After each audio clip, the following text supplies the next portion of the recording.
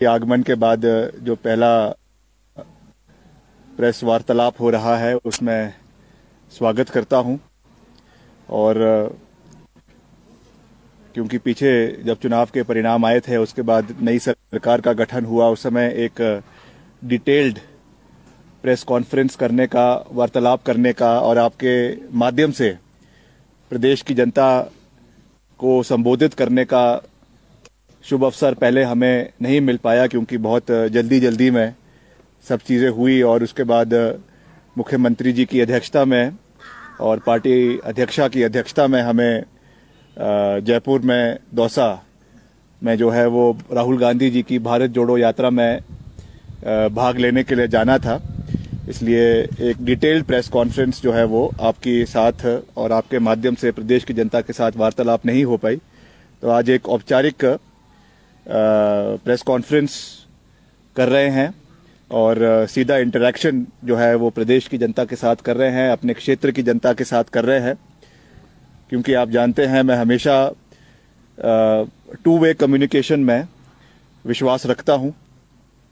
We believe not only in delivering what we have to say, but now that we are in the government, it is our responsibility to hear what the people of the state have to say, and we believe in two-way communication। और उसकी शुरुआत हमारे मुख्यमंत्री जी ने, ठाकुर सुखविंदर सिंह सुक्खू जी ने बड़े अच्छे तरीके से करी है। और हमारे जो डेप्यूटी चीफ मिनिस्टर है श्री अग्निहोत्री जी, उन्होंने भी कार्यभार संभाला है और पिछले कल जो है विभिन्न विभागों का उन्होंने जो विभाग उनको दिए गए हैं उसका उन्होंने जो है वो रिव्यू भी किया है। तो मुझे विश्वास है कि आने वाले समय में हम सरकार के माध्यम से जो मैंडेट हमको प्राथमिकता पे हिमाचल प्रदेश की जनता ने दिया है उसको हम समय रहते हुए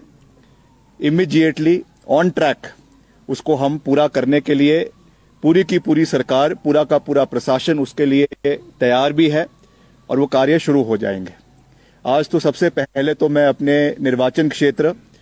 शिमला ग्रामीण, जो मेरा निर्वाचन क्षेत्र है, मेरी कर्म भूमि है, वहां की जनता का मैं दिल की गहराइयों से बहुत बहुत आभार प्रकट करना चाहता हूं, धन्यवाद करना चाहता हूं कि पिछले चुनावों के मार्फत उन्होंने मुझे 3-4 गुना ज्यादा मार्जिन के साथ इस बार फिर से विधानसभा के अंदर दूसरी बार जो है वो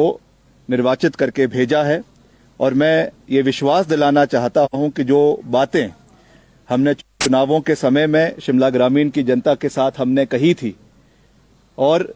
धन्यवाद इसलिए भी करना चाहता हूं कि चुनावों में व्यवस्था के कारण मैं केवल 5-6 दिन ही अपने निर्वाचन क्षेत्र में लगा पाया, मगर उसके बावजूद मेरे निर्वाचन क्षेत्र के लोगों ने जो प्यार विश्वास हमें जिताया है उस पर हम पूरे तरीके से खरा उतरेंगे। और जो एक रोल मॉडल की बात हमने शिमला ग्रामीण के लिए खास रूप से करी है, 5000 employment creation in the next 5 years, उसको हम 100% अकम्प्लिश करेंगे। उसके लिए हम एक पूरा रोड मैप बनाएंगे। इंफ्रास्ट्रक्चर डेवलपमेंट के कार्य जो पिछले 5 साल में लटके हुए थे, हालांकि in spite of being in opposition मैंने शिमला ग्रामीण में पिछले 5 साल में मिलकर करीबन 100 करोड़ के विकास कार्य करवाए हैं, मगर अब हमारी सरकार है तो हम उनको 5 गुना ज्यादा ताकत के साथ अपने निर्वाचन क्षेत्र में आने वाले समय में उसको हम पूरा करेंगे। उसका मैं पूरा विश्वास अपने क्षेत्र के लोगों को दिलाना चाहता हूं। उसके साथ जो मुख्य मुद्दे थे,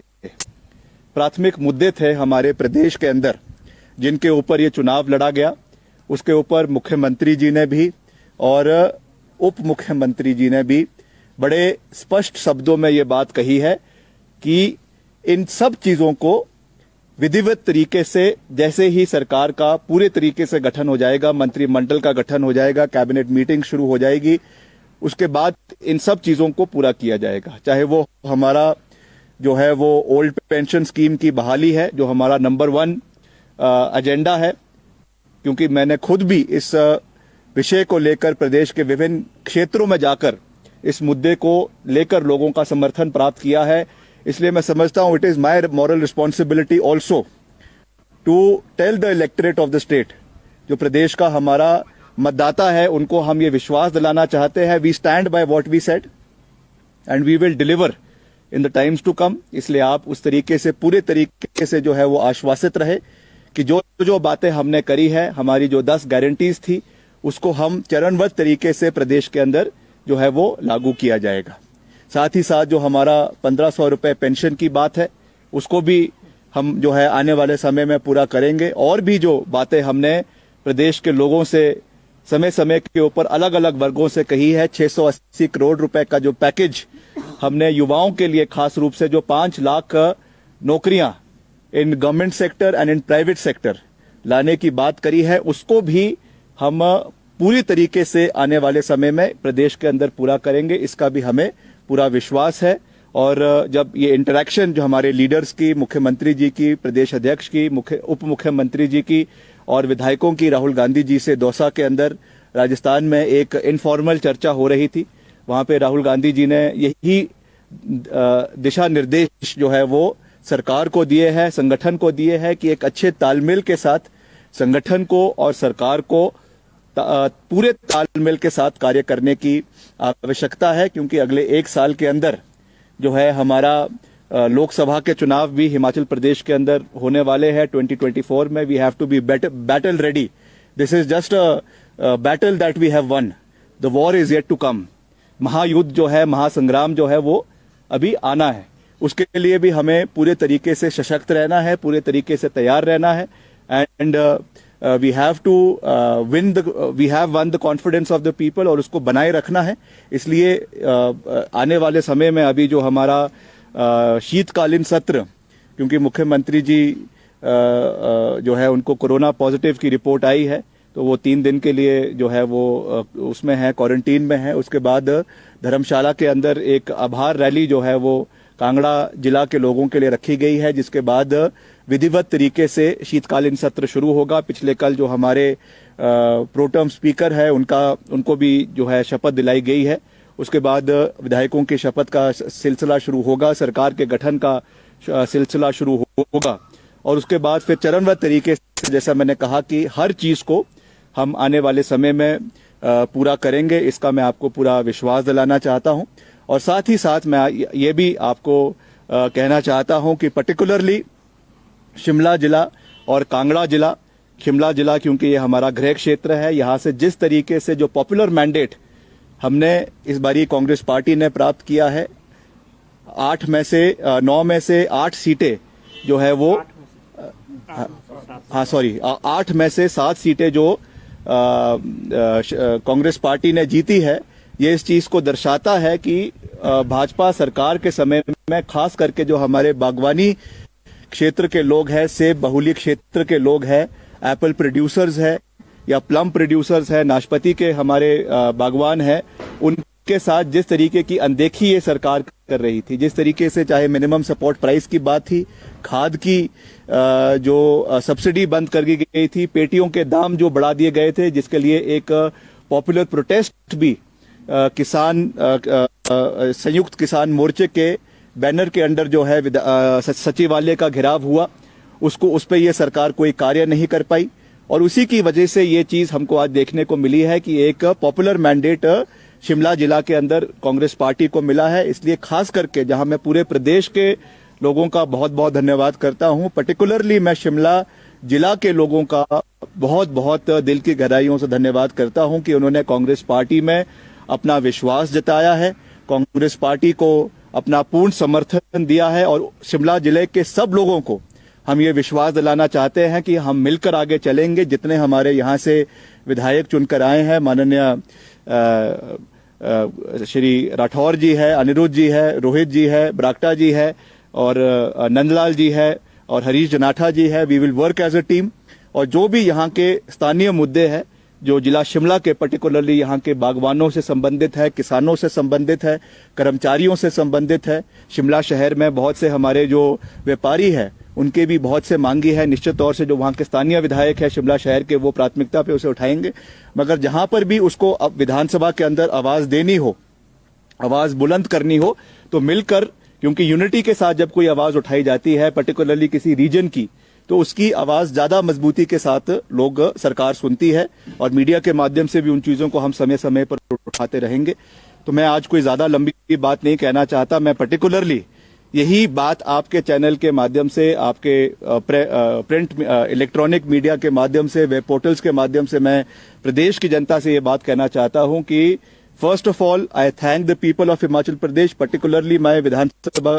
constituency, for the popular mandate that they have given to us, and I am reiterating my point that we will stand by the commitments that we have made to the people, and this government will have a two-way interaction. हम केवल अपनी बात को लोगों के बीच में रखेंगे नहीं, उनको थोपेंगे नहीं। जो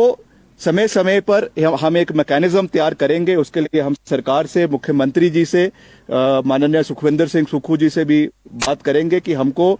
एक जो है टू वे इंटरैक्शन केवल लोगों के बीच जाकर नहीं, मगर आजकल क्योंकि टेलीकम्युनिकेशन का माध्यम है, आईटी का माध्यम है, इस पे भी एक टू वे कम्युनिकेशन का एक सिस्टम बनाने की आवश्यकता है, जिसके लिए हम आने वाले समय में जो हमारी आईटी टीम है उनसे बात करेंगे कि किस तरीके से फीडबैक लोगों का लिया जा सकता है, ताकि जो पॉपुलर डिमांड्स लोगों की प्रदेश के अंदर है उनको हम आने वाले समय में पूरा कर सके।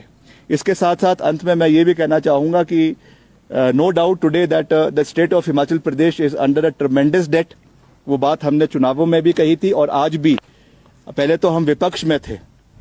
विपक्ष में भी हमने एक जिम्मेवार विपक्ष की भूमिका को अदा किया। हमने हमेशा जो हमारी वित्तीय परिस्थिति प्रदेश के अंदर बनी हुई है, गंभीर वित्तीय परिस्थिति प्रदेश के अंदर बनी हुई है, time and again we rose that issue in the Vidhan Sabha and we pleaded to the former chief minister also, his government also, that please initiate ways in which resource mobilization can be done in the state. But unfortunately, no steps was taken by the previous government. But now that we are in power, we have to have a very balanced approach. हमको